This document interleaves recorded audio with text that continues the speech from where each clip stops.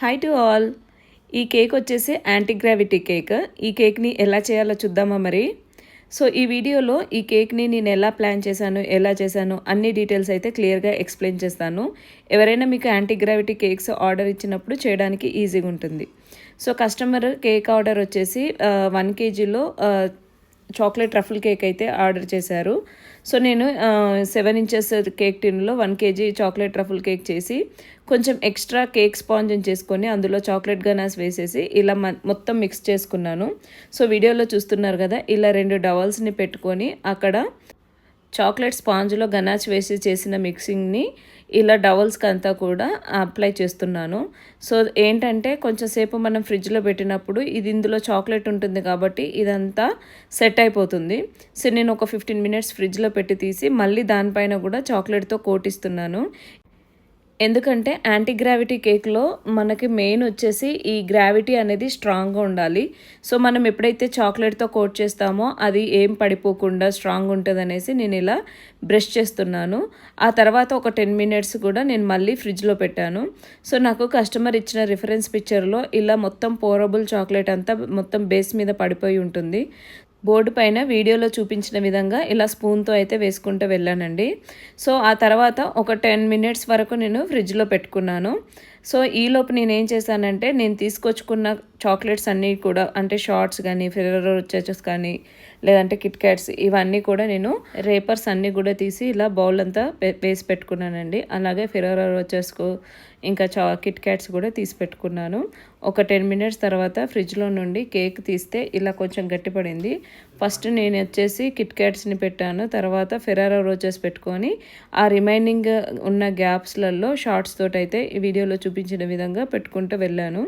So ఇది video అంతా మీకు క్లియర్గా ఉండడం కోసము నేను ఇది ఫాస్ట్ ఫార్వర్డ్ మోడ్లో అయితే పెట్టానండి. సో చూస్తున్నారు కదా, ఇది కిట్ క్యాట్స్ వచ్చేసి పడిపోయినట్టు ఉండకుండా మళ్ళీ వెనకాల నుండి షార్ట్స్ పెట్టి కొంచెం ఇట్లా స్టాండ్ పొజిషన్లో వచ్చేలాగా అయితే అడ్జస్ట్ చేశాను. ఇక్కడ వరకు బాగానే ఉంది. పైన పెట్టేటప్పుడు కొంచెం షార్ట్స్ అన్నీ కూడా కింద పడిపోతూ ఉన్నాయి. అప్పుడు నేను ఏం చేశానంటే ఈ కేక్ని తీసుకెళ్ళి ఒక 10 minutes మళ్ళీ ఫ్రిడ్జ్లో పెట్టాను. ఎందుకంటే పైన ఉన్న కోటింగ్ అంతా కూడా ఇంకా కొంచెం సెట్ అవ్వలేదు. సో జారిపోతూ ఉన్నాయి. ఫ్రిడ్జ్లో పెట్టి కొంచెం గట్టిగా అయిన తర్వాత ఒకదాని మీద ఒకటి పెట్టి ఓవర్ నైట్ నేను ఫ్రిడ్జ్లో సెట్ చేశాను. అప్పుడు బాల్స్ అన్నీ కూడా కేక్కి కరెక్ట్గా స్టిక్ అయ్యాయి. యాక్చువల్గా కస్టమర్ వచ్చేసి పైన షార్ట్ కవర్ అయితే అవసరం లేదని చెప్పారు. బట్ నాకు పర్సనల్గా లుక్ నచ్చలేదు. సో నేను వీడియోస్కి ఫొటోస్కి ఆ షార్ట్ కవర్ పెట్టేసి తీసుకుందాము, కస్టమర్కి నార్మల్గా ఇద్దాం అనుకున్నాను. సో కవర్ పెట్టి నేను ఇమేజెస్ తీసిన తర్వాత నాకు విత్ కవరే నాకు బాగా అనిపించిందండి. అంటే లైక్ ఆ యాంటీ గ్రావిటీ లుక్ అనేది పర్ఫెక్ట్ అనిపించింది.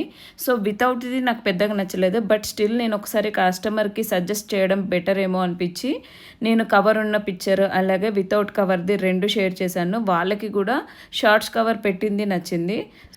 సో వాళ్ళు కూడా కవర్ ఉంచేయమని చెప్పారు.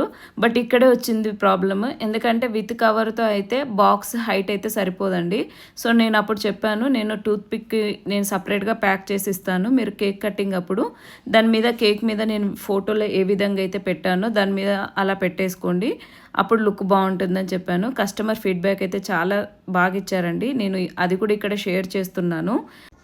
సో హైదరాబాద్లో మియాపూర్ సర్కిల్ దగ్గర కానీ లేదంటే బాచ్పల్లి ఎంట్రన్స్, చందానగర్, కుకట్పల్లి, కేపీహెచ్పి ఇలా ఈ సరౌండింగ్స్లో ఉండేవాళ్ళు ఎవరైనా home made and fresh cakes కోసమో కస్టమైజ్ కేక్స్ కోసమో చూస్తున్నట్లయితే పైన స్క్రీన్ మీద ఉన్న నెంబర్కి వాట్సాప్ కానీ కాల్ కానీ చేయండి, ఆర్డర్ ప్లేస్ చేసుకోండి. నేను త్రూ ర్యాపిడో ద్వారా కూడా నేను కేక్స్ని అయితే డెలివరీ చేస్తాను.